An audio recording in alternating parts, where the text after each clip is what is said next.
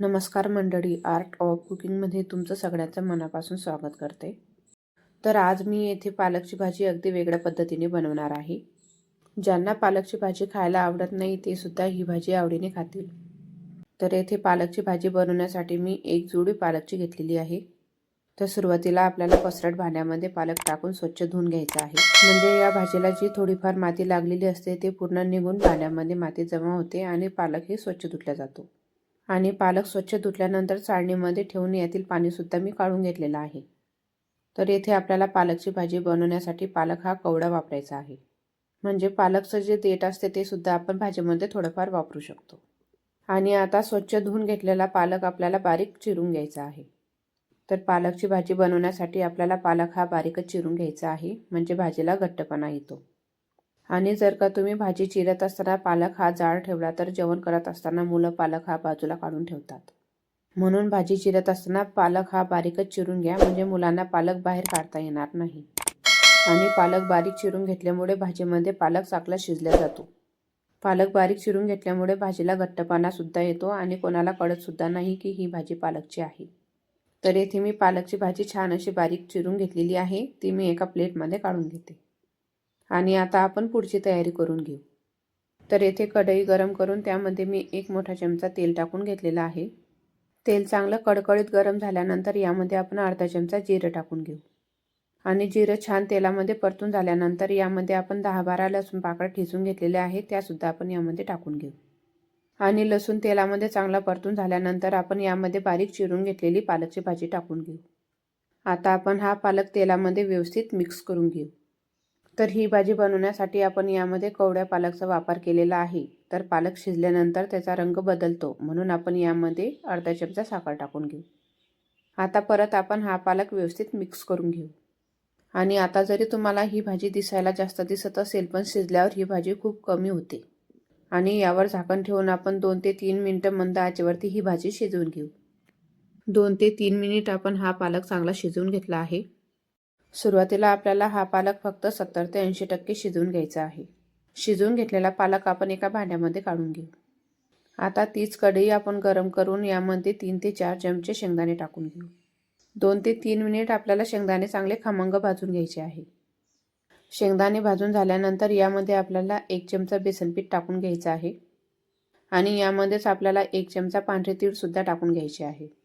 तर बेसन पिठाचा खमंग वास सुटेल तोपर्यंत आपल्याला हे भाजून घ्यायचं आहे.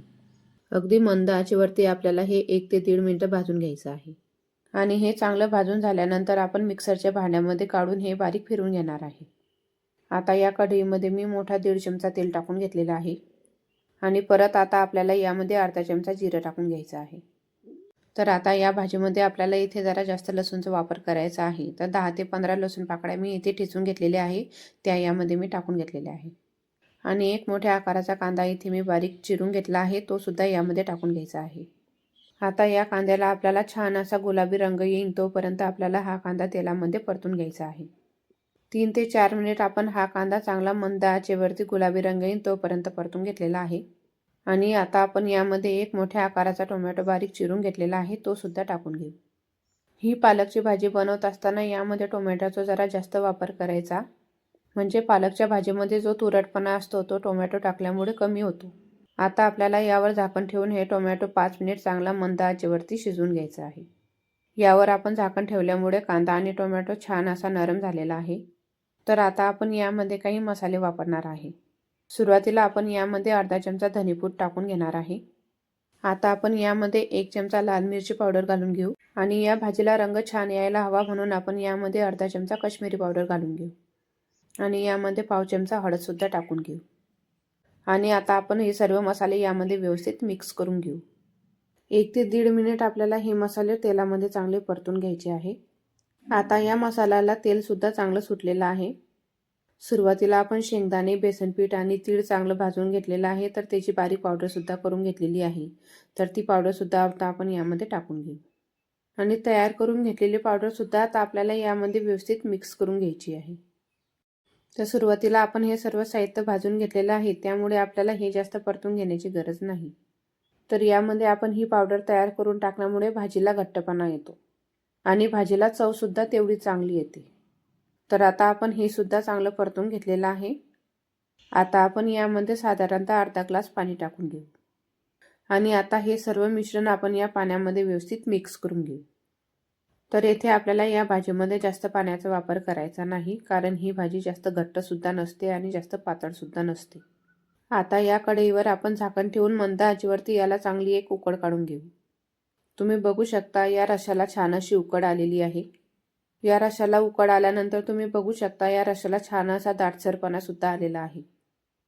तर यापेक्षा आपल्याला जास्त भाजी घट्ट सुद्धा करायची नाही आणि जास्त पातळ सुद्धा करायची नाही. आता आपण यामध्ये वाफवून घेतलेला पालक टाकून घेऊ. तर आपण सुरुवातीलाच पालक शिजवून घेतलेला आहे, त्यामुळे आता आपल्याला यामध्ये पालक जास्त शिजवून घेण्याची गरज नाही. आता ही भाजी आपण या रशामध्ये व्यवस्थित मिक्स करून घेऊ. आता आपण यामध्ये चवीनुसार मीठ टाकून हे व्यवस्थित मिक्स करून घेऊ. आता यावर आपल्याला झाकण ठेवून 2 मिनिटं आपल्याला मंद आचेवरती याला वाफ काढून घ्यायची आहे. 2 मिनिटं आपण वाफवून घेतल्यानंतर तुम्हाला दिसत असेल भाजीला रंग खूपच छान आलेला आहे. तर या भाजीची चव वाढवण्यासाठी आपण या भाजीला अजून एक तडका देणार आहे. तर तडका देण्यासाठी आपण येथे 1 मोठा चमचा तेल गरम करून घेतलेला आहे आणि तेल चांगलं गरम झाल्यानंतर यामध्ये आपण ठेचून घेतलेला लसूण टाकून घेऊ. तेलामध्ये लसूण चांगला परतून झाल्यानंतर त्यामध्ये आपल्याला 2 लाल मिरच्या आणि अर्धा चमचा पांढरे तीळ टाकून घ्यायचे आहे आणि तेल हलकंसं गरम झाल्यानंतर त्यामध्ये आपण अर्धा चमचा काश्मीरी मिरची पावडर टाकून घेऊ, म्हणजे या भाजीला अजूनच छान रंग येईल. आणि तयार करून घेतलेला तडका आपण या भाजीमध्ये टाकून घेऊ. तर येथे आता आपली भाजी तयार झालेली आहे. तर येथे आपली अशी लसूणी पालक भाजी तयार झालेली आहे. तयार करून घेतलेली भाजी आता आपण एका प्लेटमध्ये काढून घेऊ. ही भाजी तुम्ही एक वेळेस नक्की करून बघा, मुलं नक्कीच खातील किंवा मुलांच्या टिफिनमध्ये सुद्धा तुम्ही ही भाजी देऊ शकता. आजची रेसिपी तुम्हाला आवडली असेल तर लाईक करा, शेअर करा आणि सबस्क्राईब करा.